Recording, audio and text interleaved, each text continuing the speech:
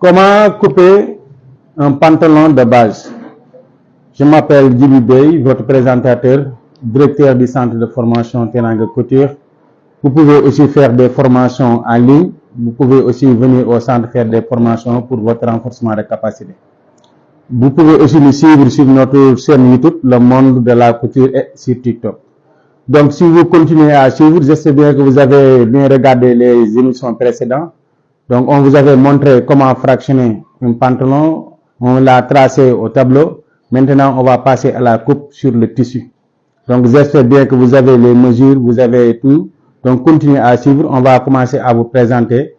On va commencer à vous montrer comment plier le tissu d'abord sur le droit fil, comme vous avez dit, et faire le traçage, le couper. Ensuite, si vous continuez à nous suivre, on va vous montrer comment le sabler, le monter jusqu'au finition. Donc, j'espère bien que vous allez continuer à nous suivre. N'oubliez pas que vous pouvez nous appeler sur plus 221 77 906 18 48. Ok, maintenant, voici notre tissu qu'on a déjà plié. Et maintenant, on va commencer à reporter les mesures qu'on avait déjà fractionnées sur les mesures précédentes. Maintenant, on va essayer d'enlever ça pour que ça ne doit pas faire partie. Donc, si vous avez une tissu, évitez que les écritures ne puissent pas se faire se voir. Voilà. Maintenant, je vais tracer ici pour démarrer. Donc, vous allez regarder, j'ai déjà tracé mon ligne de départ.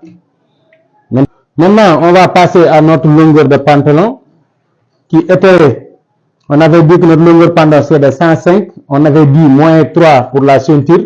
Donc, ça nous reste 102 cm.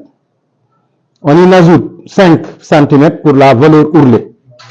Donc, vous avez bien regardé ici. Maintenant, c'est ça notre longueur avec la valeur ourlée.